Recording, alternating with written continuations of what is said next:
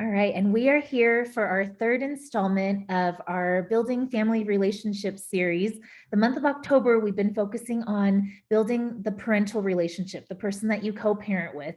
And we have Karina Barr back with us again this evening. Karina is an intern with United Angels Foundation. She's spending the semester with us and helping with some of our parent presentations for webinars and also working with our young adult and our teen night programs. You'll be able to meet her at our conference next month, Solutions for Success, on November 13th. She will also be there. Karina is a senior at Utah Valley University. She's majoring in family science, and she has plans to go on to get her master's degree in marriage and family therapy.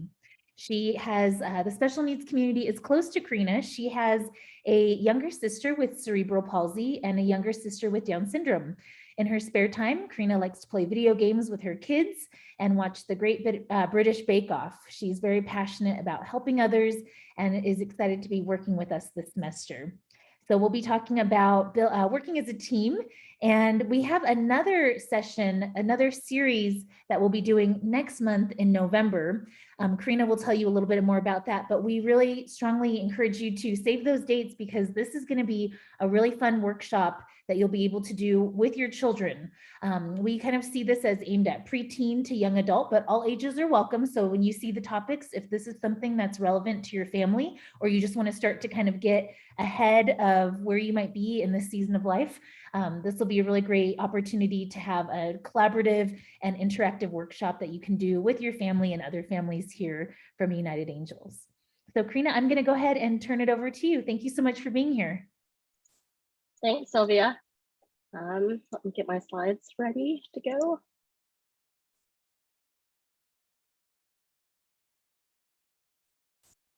Oops. All right, so welcome tonight. Welcome back if you've joined us for the other two webinars. So for this last and final webinar in the parent series, I thought it'd be great to spend time talking about why treating your relationship, mainly with your spouse or partner, but it could also apply to your kids, like a team, and why that's important. So to start off, let's think of the word team as together, everyone achieves more. This is an excellent way to remember that when we work together, we feel better about the work that we put in. So at work, in the workplace, about 91% of employees feel more productive at work when they are included in work as a team with their coworkers. And then in sports, did you know that on average, teams who showed trust and support have more wins than teams who don't? Ways that team members can show trust and support with each other are, you know, pats on the back, high fives, and then cheering. And then even if a team doesn't win their game, they still gain strengths when learning to work together. So this quote, the greatest marriages are built on teamwork, a mutual respect, a healthy dose of admiration, and a never-ending portion of love and grace.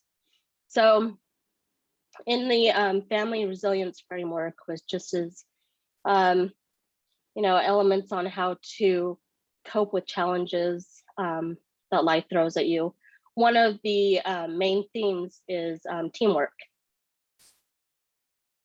So now a lot of the research that went into this webinar came from ways that we can be a team at work or on a sports team, but it absolutely can apply to marriage and parenting. Couples who learn to work together as a team show greater flexibility when it comes to making changes in order to help their child with special needs. Married couples who show support and trust with each other have a higher marital satisfaction. And then this is a really good one. We should think of our relationship with our spouse as being our home team. We should support and cheer each other on. So here are the key elements of teamwork. Communication, which just means to learn to talk with each other and avoid conflict. Commitment, which means to come together for the good of the team and put aside individual feelings.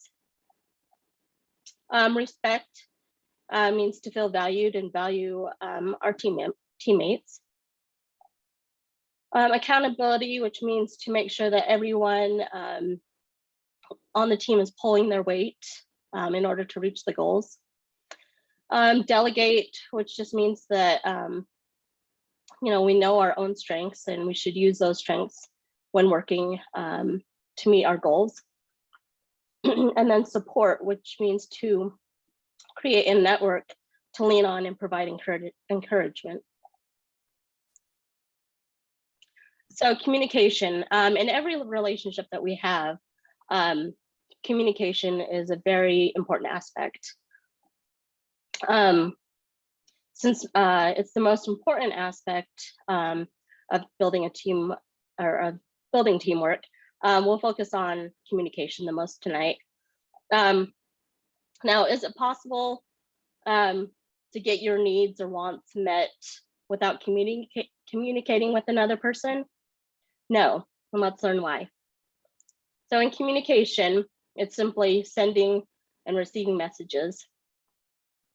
From infancy, we learn to communicate or send a message that we need something through crying. As adults, we often don't use the same tactics as babies, but we have similar ways that we send and receive messages to others that we need something. We call this effective communication. So in effective communication, it includes nonverbal communication, keeping an open mind, active listening, reflection, I statements, or using I statements, and compromising. So here are a few examples of the ways that we use nonverbal communication. So body language, folded or unfolded arms, bodies turn towards each other or facing away, heads facing each other or facing down. Facial expressions, some of the universal facial expressions include happiness, sadness, anger, or fear. Tone of expression just means the pitch of your voice, how high you go or how low. And then gestures. So the gestures work in conjunction with body language. You can usually tell when a person is nervous or impatient by things they do with their bodies, like somebody rubbing their neck or somebody tapping their foot could indicate that that person is uncomfortable or doesn't want to be there. Karina, I just want to let you know we can't see your slides right now. Oh, you can't? No, sorry to interrupt. Oh, no. Sorry, guys.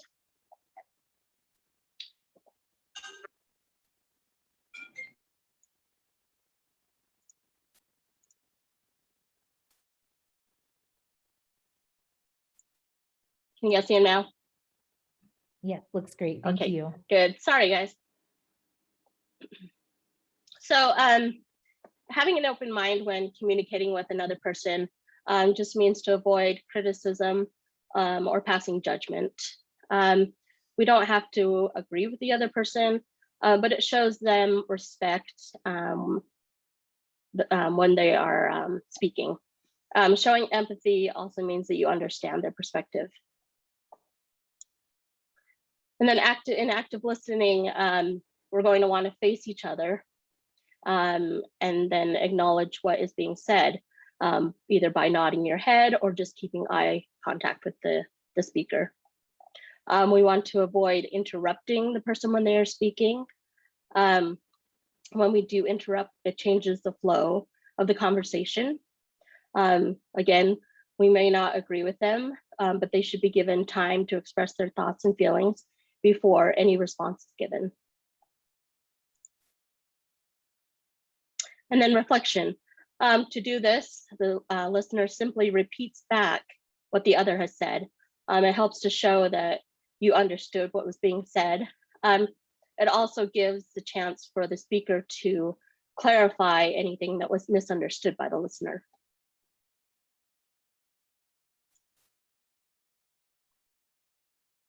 And then using I statements to avoid placing blame.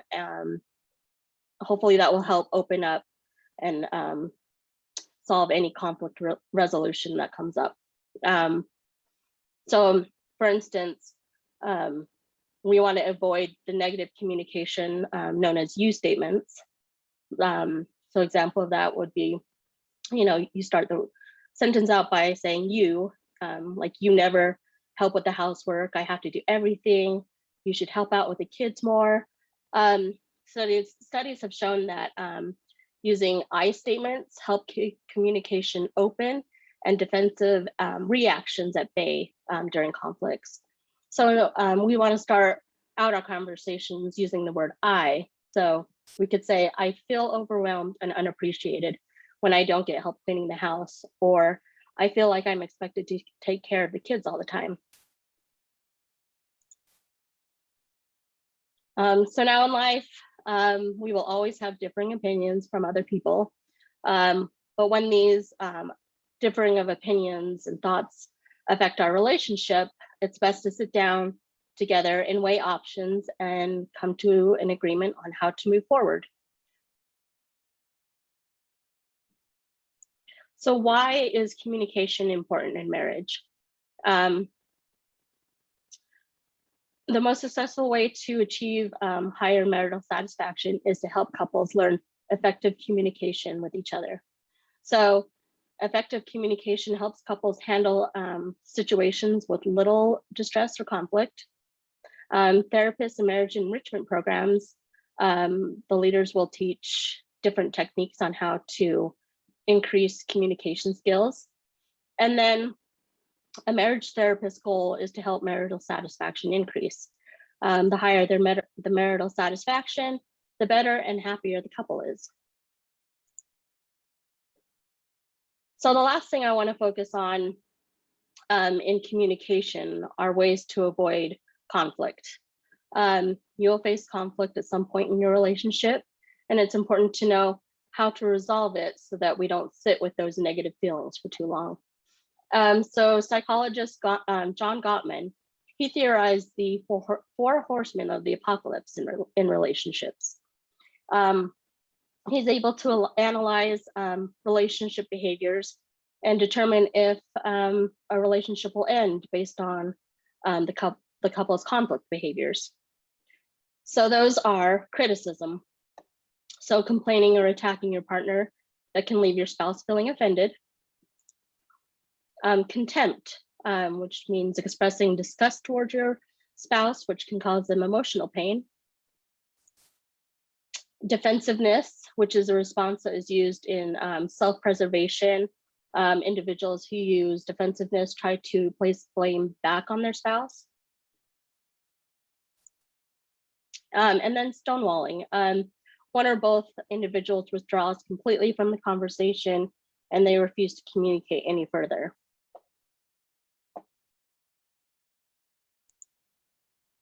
So does this mean that your relationship is doomed if you have any of these conflict behaviors? No. Just being aware of what your conflict behaviors are and correcting them as soon as possible will help keep you get you back on track to keeping your marriage healthy. So I want to share this quick video with you guys about the four horsemen of the apocalypse.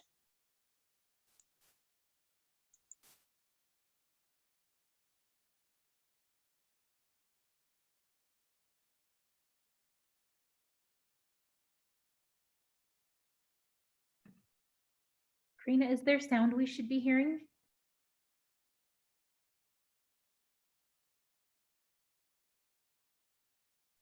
Can you guys hear this? No. Shoot. If you exit your screen share and then come back in, there's a little checkbox at the bottom when you're starting to share your screen that says optimize and share audio. Okay, so screen share. Okay. There we go. And you may need to turn up your volume on the computer, I'm not sure.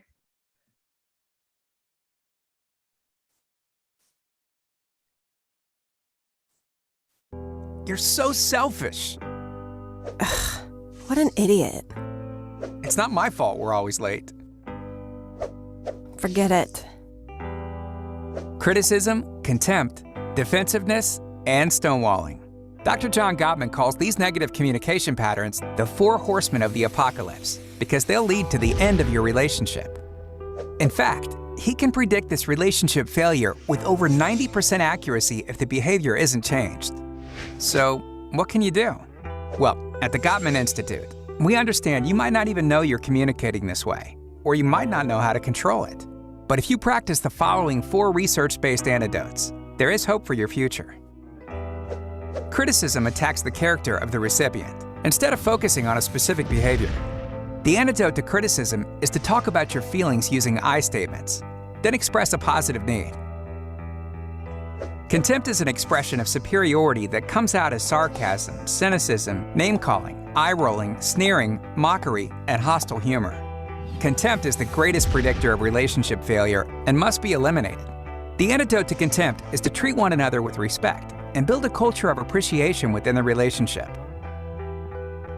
Defensiveness is self-protection through righteous indignation or playing the victim. Defensiveness never solves the problem and is really just an underhanded way of blaming your partner. The antidote to defensiveness is to accept responsibility, even if only for part of the conflict. Stonewalling occurs when the listener withdraws from the conversation without resolving anything. It takes time for the negativity created by the first 3 horsemen to result in stonewalling, but when it does, it can become a habit. The antidote to stonewalling is to break for at least 20 minutes, calm down, then return to the conversation. Spare your relationship from certain destruction. Learn more about eliminating the 4 horsemen by visiting our site. Okay, so, as we realize what our conflict behaviors are in our relationships, hopefully we can go back and correct those so that we keep building our strong relationship with our partner or spouse. So to move on with the next element in teamwork, it's commitment. So when we make commitments, we put aside our own individual ambitions and work together for the sole purpose of the team. In this quote, coming together is a beginning, keeping together is progress, working together is success. So this is another area where we may see conflict behaviors pop up. In order to resolve conflict, we need to make plans and we need to actively listen to each other and compromise. Most times, the way we do things, might vary from how others do things. But learning and taking those differences and learning to compromise is good for the whole team or family and can be very rewarding. We can't move forward with plans or goals until everyone accepts and stands behind the decisions that have been made.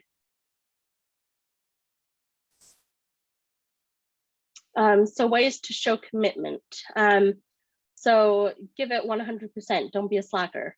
We don't want to just do the bare minimum just to get by. Put effort into the tasks you're given. Look for ways to make improvements. So continuously look for ways to improve the things that you're tasked with doing. Be open to positive feedback or guidance from our teammates. Stay positive. Don't get discouraged and quit the first time you fail. Get up and keep trying until you complete the task. Know the mission or goal. So understanding your purpose helps you to stay focused on the tasks at hand. If you don't have a goal or mission, create one. I have a friend who at the beginning of every school year, their family, they make a family theme for the year. So it's just a way to have a purpose to look, keep accountable for the year for their family. And then make sacrifices.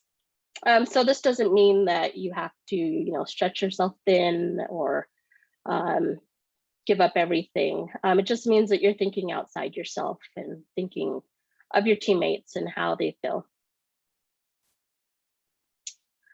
The next, the third element of teamwork is respect. So we learn to value each other and their each other's strengths that they give to the team. So respect for others starts with self-respect. So we can't learn to value others without first being able to value ourselves. So let's take a minute and talk about self-respect versus self-esteem. So in self-esteem, it just means that you're going to value your self-worth based on how well you think you do things. It can change based on how your peers or others view you. And then self-respect, you can't have self-respect without self-esteem, but you also don't let the opinions of others determine your value. You are confident in your abilities and your strengths. And you choose not to dwell on, how I could have done something different, or maybe it would have gone different if I had done this. You just know that, sometimes you aren't going to achieve everything you want, and that's okay. So how do we achieve self-respect? So you've got to understand your values, and don't be afraid to stick up for those values. And then, forgive yourself for past mistakes. We all do stupid or silly things in the past, but let's not dwell on those things. Let's choose to move forward and focus on the future and the present and the future. What's done is done. And then be honest with yourself and others. When we practice being honest with ourselves, we are also able to be honest with each other, with others. And then forgive others who have hurt you. So forgiveness doesn't mean that you condone a behavior that's been done towards you. It just means that like letting go of those feelings, the hurt and the anger that we've built up. And then believe in yourself. Confidence is very important in learning to achieve self-respect. The more you believe in yourself, the easier it will be to practice love and respect for yourself. And then keep positive people in your circle. Positive influences help us to feel good about ourselves. So, negative people can be very draining. So let's keep friends who build us up, who are positive, and let's choose to spend more time with them. Positive influences in our life can make a big difference in the way that we view ourselves. And then let's see, take care of your body through exercise and eating right. The more that we practice taking care of our body through exercising, eating healthy, and having low stress, the more that our body will feel loved and appreciated. And then expanding our mind through learning new things. So we're exercising our brains by learning new things, and that can help us to find new perspectives, to understand ourselves and to understand others, which is empathy. And then speak positively about yourself. Positive thinking is hard, but it's something that we can practice doing. And hopefully we'll speak less negatively about ourselves if we can learn to practice more positive speaking. And the last way that we can achieve self-respect is stop comparing ourselves to others. This may be hard. Focus on what we have and not what we don't have. We may look at others and think, their life is so easy, but we honestly don't know everything about their lives. We just kind of see what's on the surface. And so it's not healthy to look at others and, wish we had what they have. Yeah, it might be nice to be able to go on all these trips or, have a big house. But at the end of the day, let's focus on being grateful for what we do have. So the differences that everybody experiences in life. We can all learn from those different experiences. So then when we learn to be respectful, we can avoid degrading or putting others down, and to treat everyone with consideration. Once we learn to respect ourselves, it's easier to respect others. Okay, on to the next element, accountability. So when we think of how a machine works, we think of the individual parts that contribute to it being a fully functional piece of equipment. Just like a machine, life takes individual parts to make it fully functional. For instance, in a family, it takes a parent or parents to provide money, to cook, to clean, etc., to keep the family going. If a member of the family doesn't do their job, it can cause a big disruption. So we need to do our part and check in with others to make sure that they are able to handle doing their parts. So how do we keep our teammates and ourselves accountable? Here are a few ways to do so. So number one, we're going to check in with each other. Make sure that your teammates are okay. So at my husband's work, he has a weekly meeting with his manager to check in and see how each individual team member is doing. This provides, the teammate to feel valued and to feel appreciated. It also provides a way for the team members to ask for help if they're struggling with the task that they have. Number two is to share resources. Some team members may need help finishing a task through others sharing resources. Share your knowledge and experiences with others who may not know how to do a task or reach a goal. Number three, communicate openly. Don't be afraid to ask for help if you need it. If you aren't able to complete a task, ask your teammate for help. If they're a good teammate, they want you to succeed and will gladly help you in a non-judgmental way. And then last is to encourage. If you've ever watched a race before, you've seen the runners coming to the end of the finish line, and you've observed that cheering by the crowd helps to give them that final push that they need to reach their goal. So in life, we may need to give or we may need to receive encouragement to get tasks done. In marriage and family, let's be each other's cheerleaders and cheer each other on throughout life. All right, and then delegate. So when we delegate, we share responsibilities with our teammates. We help lessen the burden for everyone on the team. And I know this may be controversial for some to hear, but it's okay to give up control and let someone help you. It's not fair when some people put in the bare minimum to get a group project done, and then a couple others in the group have to do most of the work. So delegating that helps it be more equal. So how does dividing the tasks help us? Number one, it saves you time. It allows you to get the job done much faster so that maybe you could focus more on yourself and have more, me time. Number two, it helps you to have more time for yourself. Be aware of dwelling, be happy your teammate has helped you out and completed the task. Don't focus on, they didn't do it the way I wanted to, just be grateful that you have that team member there to help you out so that you have more time to focus on other things. And then it also helps team members to increase their skills. So this allows a team member to kind of showcase their strengths and abilities.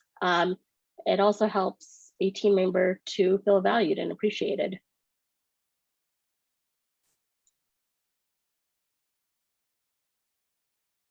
Okay, and then the last element in building a team is support. So strengthening each other. So how do we show or give support to our teammates? So encouragement. Support can come in, encouragement to cheer each other on, help out your teammate if you see them struggling, and then assistance, just have each other's back. So support can come in different ways, but making sure that you're providing each other with the love and encouragement along the way can help you feel like a valued and appreciated member of a team. So what are the results of working as a team? What are the benefits from working as a team? So it improves the morale. Everybody's happier when you're working as a team. And then it also improves communication skills. It helps you develop stronger relationships. And then it increases your knowledge.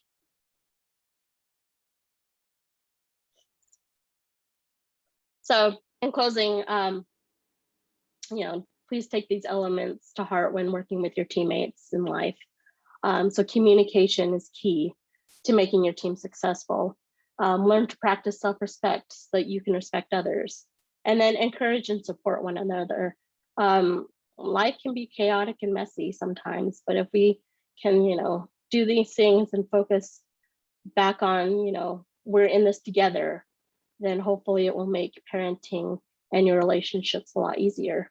So I just want to thank you guys for joining in on these webinars for parents, and hopefully you guys, have been able to take something out of this and apply it into your lives.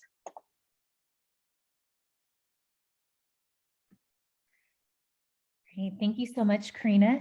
At this time, we're going to open it up for questions, and you're welcome to type in the chat or also just unmute your microphone and ask that way. Karina, we do have a question from the chat.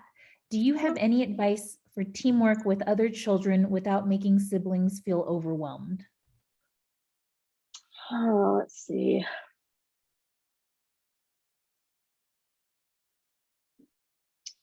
No, that's a good question. I'll have to, if I could get back to you on that, Sherry. If you could provide Sylvia with an email, I can get you some information.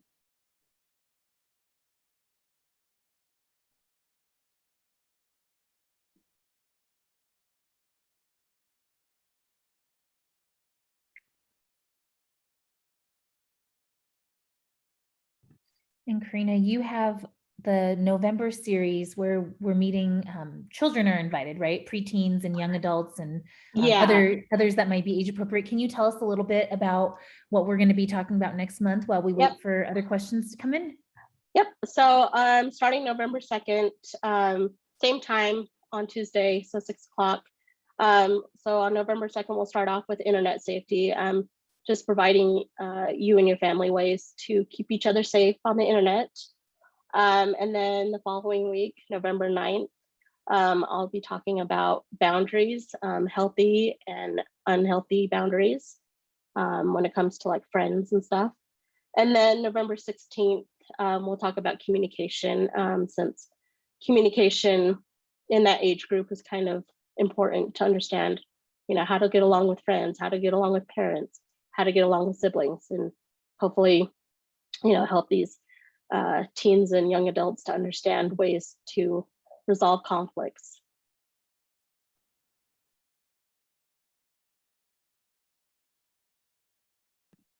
Great, thank you. And we are requesting, if you have specific questions or specific topics and concerns in those 3 areas, to let us know, let Karina know ahead of time. You can either send us an email or you can go to our members only Facebook page and drop a comment there or send us a message, either email or on Facebook, and let us know so that way Karina can incorporate those questions and those topics into her presentation. Those are going to be on Tuesday evenings again at 6 o'clock on November 2nd, 9th, and 16th. And then I just thought of something for Sherry for some advice. So you know, having a family meeting where you guys sit down and discuss, you know, your goals for your family. And then, you know, maybe making, you know, charts or tour charts or stuff like that, so that everybody can see, you know, these kids, you know, this person has this job today, or just, you know, showing a graphic so that everybody knows where they need to help out, is a good way to help everybody from feeling overwhelmed. Hopefully that helped.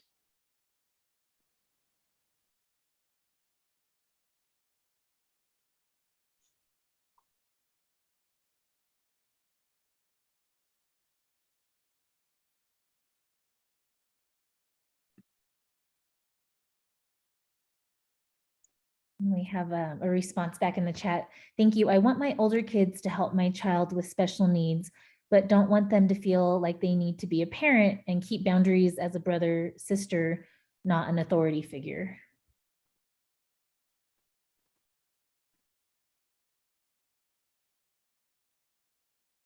Yeah, we definitely don't want that, because that can cause resentment as they get older. So yeah, just like include them. Sorry, I was muted. That we definitely don't want that, because that could cause some resentment as the kids get older. So you know, definitely include them in family planning, so that they can give their input in ways that they think, you know, the family should do things.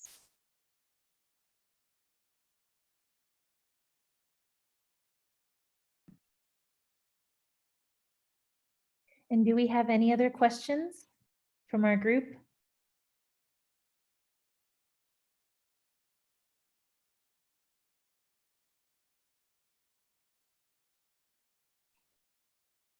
Okay, well, Karina, thank you so much for presenting to us again this evening. We look forward to the workshops that you'll be leading next month in November. And again, this presentation has been recorded, so it's available on our YouTube channel, United Angels Foundation, or our Facebook page. We'll have that posted tomorrow afternoon. So if you know someone that wanted to come but was not able to, we'll have that available tomorrow.